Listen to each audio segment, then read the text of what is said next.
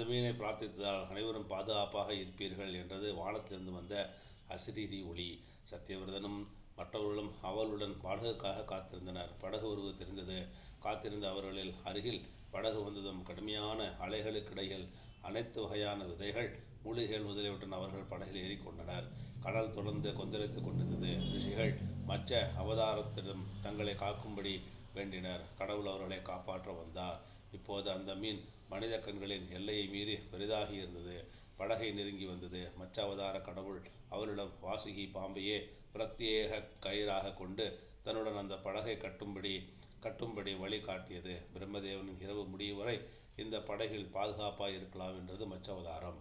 அப்படியே நடந்தது. வெள்ளத்தினிடையில் மச்சவதாரம் அனாசயமாக அலைந்து கொண்டிருந்தது. படகு பாதுகாப்பாக இருந்தது. பிரம்மனின் நித்திரை முடியும் காலம் வந்தது. இருள் விலகி ஒளி தெரிய ஆரம்பித்தது. பெரும் மழை நின்றது. பிரளயம் ஓய்ந்தது. மச்சவதாரம் ரிஷிகளை பொருத்தமான இடத்தில் விட்டது. ஓடம் கரை சேர்ந்தது. சத்தியவிரதனுக்கு சிறந்த மரியாதை அளிக்கப்பட்டது. மச்சவதாரத்தின் கவனம் இப்போது ஹயக்ரீவனிடம் திரும்பியது. மீன் அவனை நெருங்கி வர இந்த அஞ்சத்தக்க வகையில் இருக்கும் ராட்சத உருவம் என்னவாக இருக்கும் என்று ஹயக்ரீவன் ராட்சத மீனை கண்டு வியந்து போனான். புனித வேதங்களை தனக்குள் மறைத்து வைத்திருந்த அசுரன் தன்னை எப்படி பாதுகாத்துக் கொள்வது என்று அஞ்சினான். மச்சவதாரம் ஹயக்ரீவனை அச்சுறுத்தது. ஹயக்ரீவனிடம் ஏமாற்றுத்தனமாக வேதங்களை கற்க முடியாது, அந்த அறிவினை பெறும் தகுதியை நீ இழந்து விட்டாய் என எச்சரித்தது. செய்த பாபத்திற்கு அதன் விளைவினை அனுபவித்தே ஆக வேண்டும் என்று கூறி ஹயக்ரீவனை மச்சவதாரம் தாக்கியது. அசுரன் அழிந்தான்.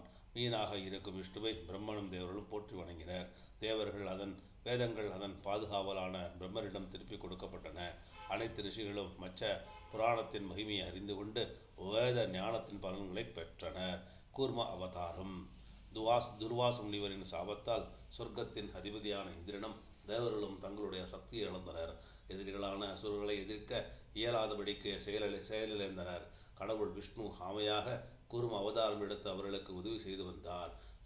துர்வாச முனிவர் வரமளிக்கும் அணிந்த மனமுடையவரானாலும் அவருடைய அதீதமான கோபத்தால் பிரசித்தி பெற்றவர். ஒரு நாள் அவர் மகாவிஷ்ணுவை தரிசிக்க வைகுண்டம் போயிருந்தார். மகாலட்சுமி மனமகிழ்ந்து தனக்கு பரிசாக அளித்த மனம் நிறைந்த தாமரை மலர் மாளிகை எதிரே தனது ஐராவத யானையின் மீது அமர்ந்து வந்து கொண்டிருந்த இந்திரனுக்கு அந்த மாலையை கொடுத்தார். மாலையின் மகத்துவத்தை அறியாத இந்திரன் அதை வாங்கி முனிவருக்கு நன்றி தெரிவித்துவிட்டு யானையின் நெற்றியில் வைத்தான். மாலையின் அபூர்வ மனத்தால் கவரப்பட்ட தேனீக்களால் யானை தொந்தரவுகளானது. எரிச்சலடைந்த யானை தனது தும்பக்கியால் நெற்றிலிருந்த மாலையை எடுத்து கீழே வீசியிருந்து கால்களால் நசிக்கது. இவை அனைத்து முனிவர் அங்கிருந்து செல்வதற்கு முன்பே கனப்பொழுதில் நடந்துவிட்டது. மிக சிறந்த பரிசு தன்னுடைய கண் முன்னிலையிலேயே மகத்துவம் இழந்து கிடப்பதைக் கண்ட துர்வாச முனிவர் கடுங்கோபம் கொண்டார். இந்திரனை அவனுடைய சக்தியெல்லாம் இழந்து போகும்படி சபித்தார். சாபத்துக்கு ஆளாகி செல்வம், புகழ், ஆற்றல் அனைத்தையும் இழந்த இந்திரன் தேவர்களும் காட்கும் கடவுளான விஷ்ணுவிடம் சென்றனர். தேவர்களும் அனைவரும் தங்களுடைய சக்தியை முற்றிலும் இழந்ததால் அசுரர்கள் தேவலோகத்தை ஆக்கிரமித்துக் கொண்டனர். அதனால் உதவ வேண்டும் என்று பிரார்த்தித்தனர். விஷ்ணு அவர்களை காக்க அவர்களின் முன் தோன்றினார்.